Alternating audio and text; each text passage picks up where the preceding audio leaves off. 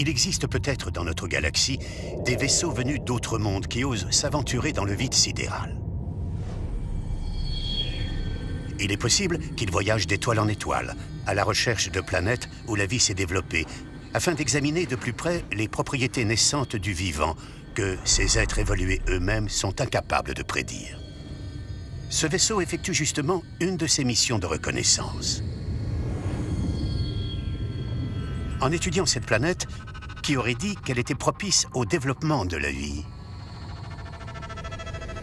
Quel optimiste forcené aurait pu imaginer que des pivoines et des aigles naîtraient un jour de cet enfer?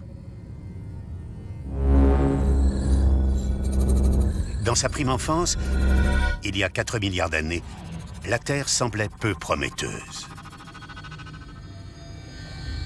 Quant à Vénus, c'était une toute autre histoire.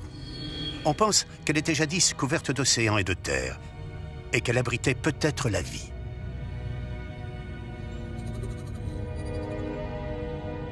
Cette lointaine époque fut pour Vénus le moment idéal pour s'épanouir, son temps dans la zone habitable. Pour une planète, il s'agit de la période de sa relation avec son étoile pendant laquelle il ne fait ni trop chaud, ni trop froid. C'est une époque de l'existence d'une planète au cours de laquelle elle peut engendrer la vie. Mais la grâce de la zone habitable est fugace. Elle ne dure pas éternellement, et ce, pour aucun monde.